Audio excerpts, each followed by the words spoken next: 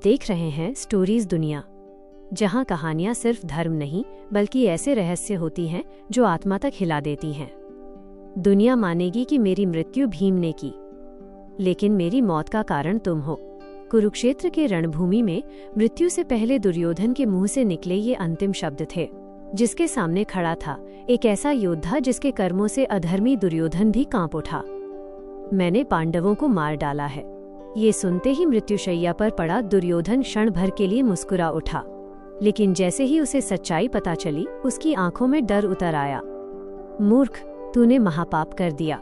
वे पांडव नहीं थे, वे उनके पुत्र थे। उस क्षण महाभारत का सबसे भयानक योद्धा जन्म ले चुका था। वो योद्धा जिसे स्वयं श्री कृष्ण ने शाप दिया, नाम अश्वत्थामा। द्रोणाचार्य ने वर्षों तक महादेव की तपस्या की, वरदान मांगा, मुझे ऐसा पुत्र दीजिए जो आपका अंश हो। जब अश्वत्थामा जन्मा वो रोया नहीं।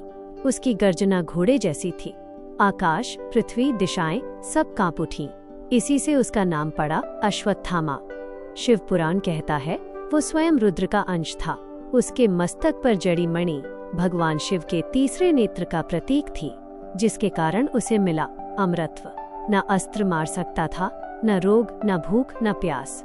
अश्वत्थामा अर्जुन जितना ही कुशल धनुर्धर था, लेकिन फर्क सिर्फ एक था, अर्जुन के पास संयम था, अश्वत्थामा के पास असीम क्रोध। विराट युद्ध में उसका सामना अर्जुन से हुआ। तीरों की वर्षा ऐसी थी मानो आकाश टूट पड़ा हो, लेकिन तीर समाप्त होते ही अश्वत्थामा को लौटना पड़ा। महाभारत में वो अकेला योद्धा था जो घटोत्कच से नहीं डरा। उसने एक ही दिन में हजारों पांडव सैनिकों को मार डाला। पिता द्रोणाचार्य की हत्या, मित्र दुर्योधन की हार। क्रोध में अंधा होकर अश्वत्थामा रात के अंधेरे में पांडव शिविर पहुंचा। सोते हुए योद्धा, जलते हुए तंबू, चीखों से भरता आकाश।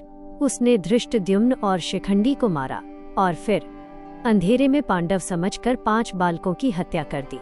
सुबह जब पांडव लौटे सब कुछ समाप्त था। पुत्रों की लाशें, जली हुई धरती। क्रोध में अश्वत्थामा ने ब्रह्मास्त्र छोड़ दिया। अर्जुन ने भी अस्त्र उठाया। तभी महर्षि वेदव्यास प्रकट हुए। अर्जुन ने अस्त्र लौटा लिया, लेकिन अश्वत्थामा को अस्त्र वापस लेना नहीं आता था। उसने गर्भवती उत्तरा पर ब्रह्मास्त्र मोड़ दिया। तभी श्री कृष्ण ने सुदर्शन चक्र से उसे रोक लिया और शाप दिया, तू युगों तक पीड़ा में जीवित रहेगा, न मृत्यु मिलेगी न मोक्ष।